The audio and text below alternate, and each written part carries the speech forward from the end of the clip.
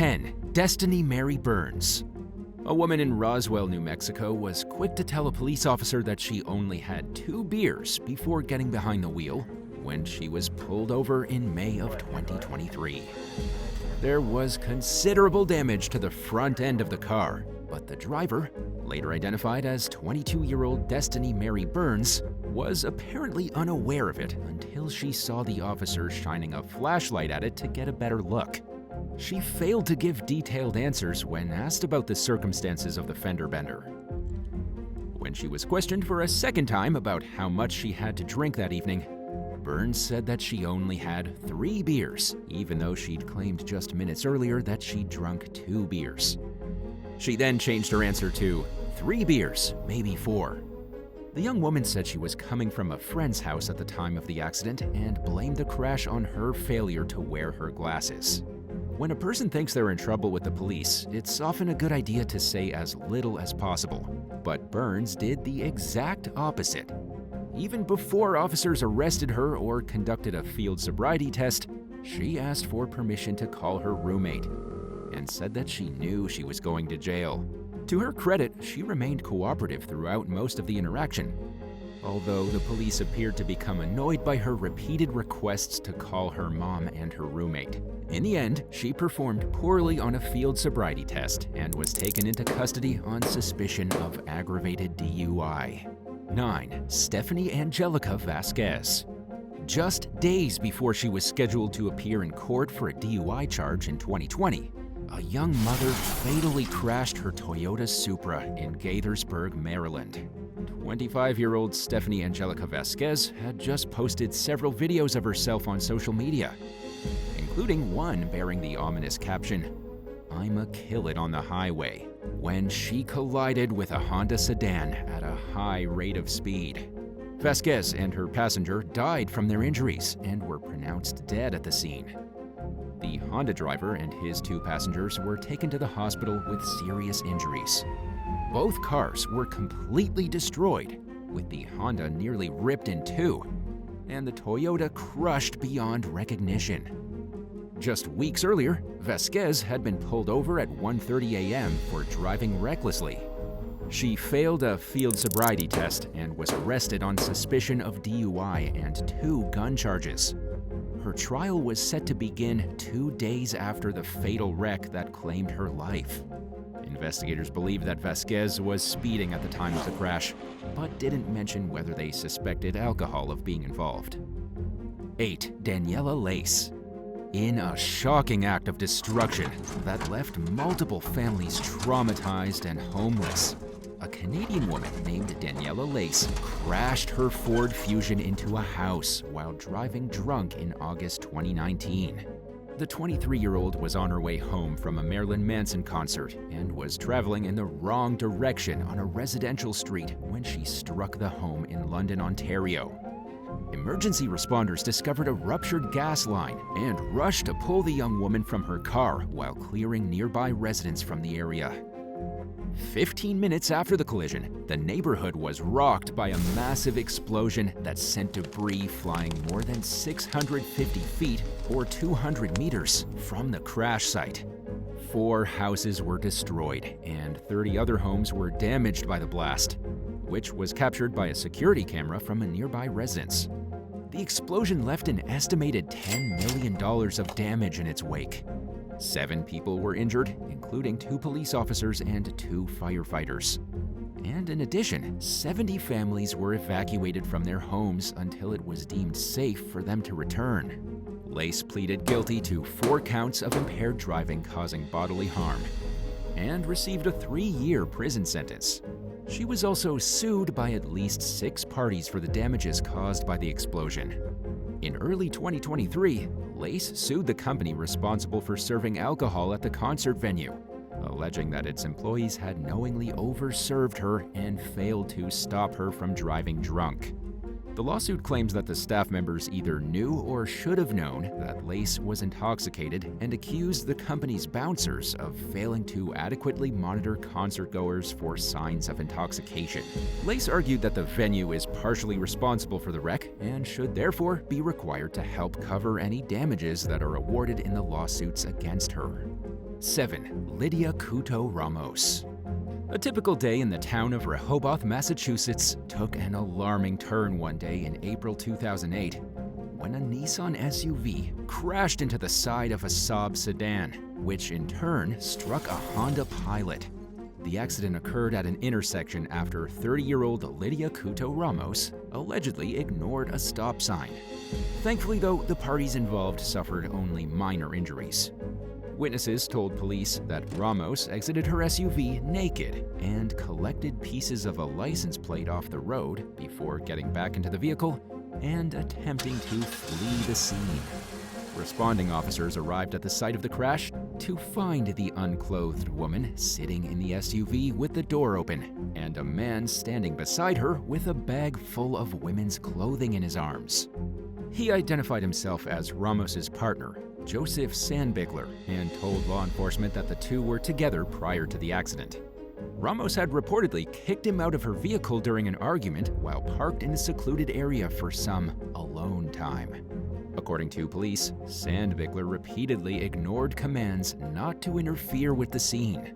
He was booked into custody on an assault charge after allegedly banging his chest against a responding officer. The transporting officer later claimed that Ramos apologized for his behavior and admitted that he and Ramos had been drinking. Ramos was also accused of being uncooperative toward police as well as paramedics. Police said that when they asked her for her driver's license and told her she'd been involved in an accident, she acted confused, stating, "What accident? What are you talking about?" She allegedly refused field sobriety tests and a breathalyzer while showing multiple signs of intoxication and was arrested on suspicion of driving drunk. 6. Jessica Davies. Visitors at a popular park in Cardiff, Wales were shocked when their peaceful morning was interrupted by an out-of-control drunk driver one day in August 2012. 33-year-old Jessica Davies veered off a nearby road, then crossed a pedestrian path and drove through a picnic area before crashing her car into a lake. A bystander rushed over to help as Davies' car began to sink in 10 feet of water. But she allegedly tried to refuse his assistance. And after being pulled from the vehicle, she yelled that she'd drunk 2 bottles of wine and wanted to get back in her car.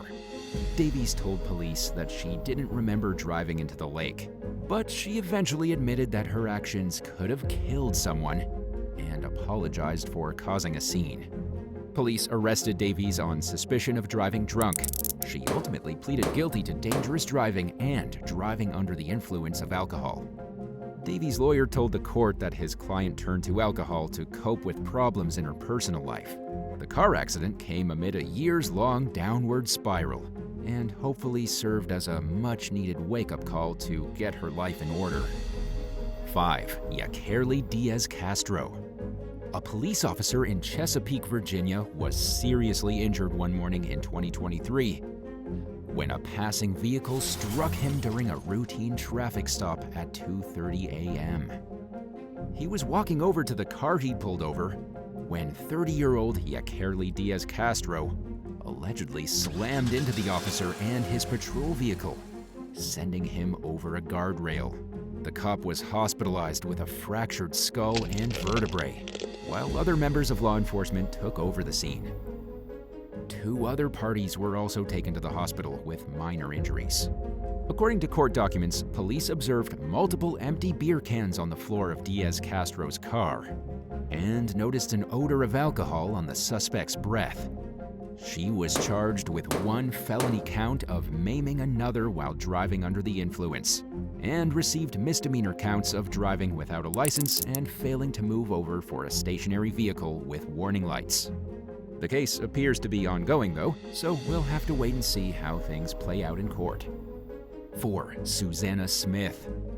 A woman from Long Island, New York, is facing a manslaughter charge for allegedly causing the death of a motorcycle rider in June of 2022.